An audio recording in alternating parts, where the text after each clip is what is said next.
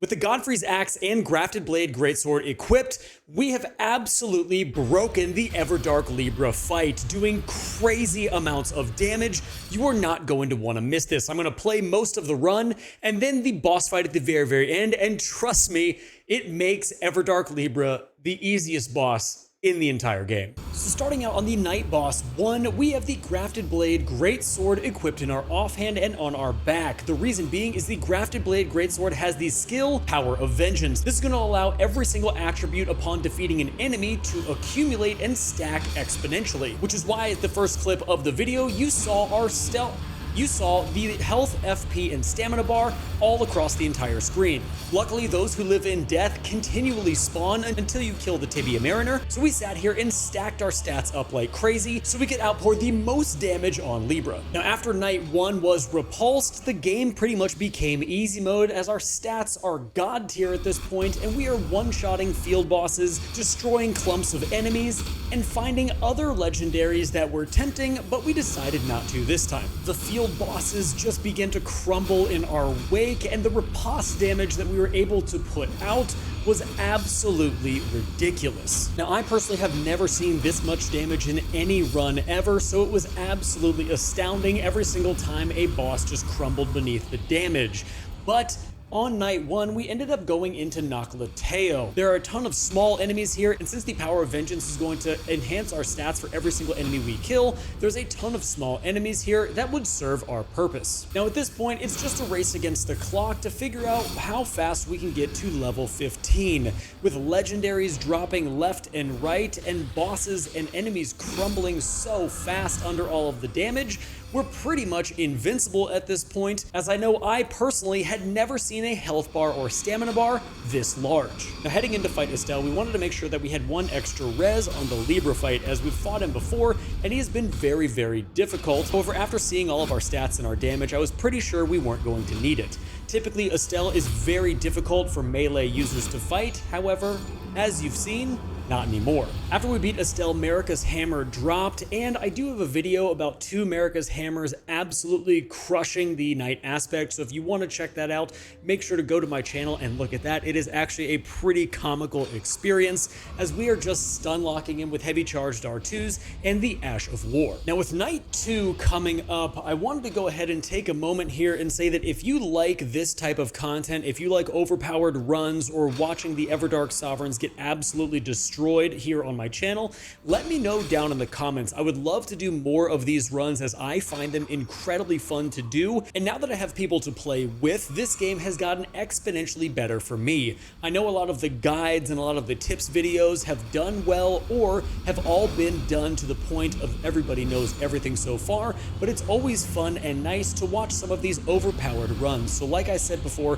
if you enjoy this type of content, make sure to subscribe and let me know down in the comments if you guys want to see more of these runs. Now in every single run that we've done so far, I've never seen the Dragonkin soldier just crumble in 2 hits. I think that's super hilarious. I think the Grafted Blade Greatsword is a contender for the best weapon in the entire game because of its buff, and the only other time that we've done a ton of damage on a run is with the Mirai's Executioner Sword, which I uploaded that video last night where we killed Everdark Libra on the 2nd attempt very shortly after he was released. Another thing to take note of is, as you can see, we're killing a lot of these little guys to up our stats. However, we're also checking all of these fallen bodies for different items. Each one of these bodies has anywhere from a 5 to 15% chance to drop a legendary weapon. I have seen the Axe of Godfrey drop, I have seen Marika's hammer drop, as well as a few other really good legendaries, so it's always good to check each and every single one of these bodies. Now, I'm also going to have a video coming out here in the next few days of the best routes, how to do things efficiently, how to get higher level quick, and which bodies you need to check on your runs in all the different shifting earths that are going to net you any type of legendary at all. Now, as we exit Noclateo, the circle is closing in. However, there's one more boss that we are going to take out just for the heck of it. Obviously, we're level 15 at this point, and we do not need any more stats or any other damage at all. However, this boss is normally just a pain in the butt for me to deal with, and this time it's not going to be so much.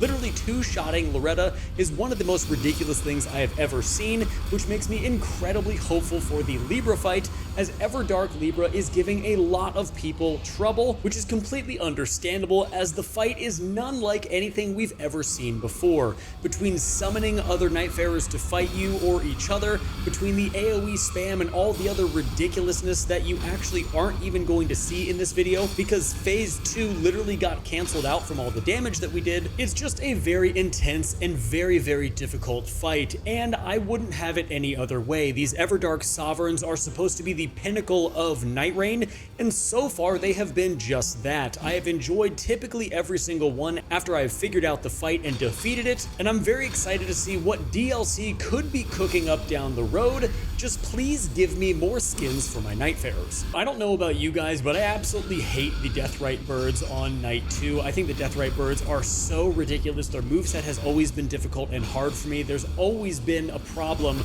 with fighting these for me, but with all the damage that we are doing, the Night 2 boss has absolutely no chance at surviving more than 5 to 10 seconds. Now this is going to bring us to the Everdark Libra fight. I'm gonna let the video play out just so you can watch everything as it unfolded, and I will join you once again at the very end of the video.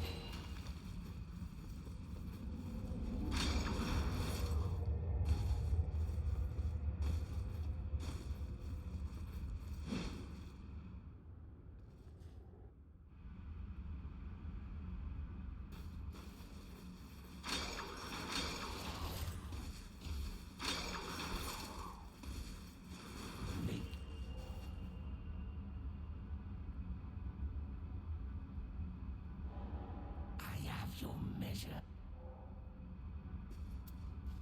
It is done. The time is right.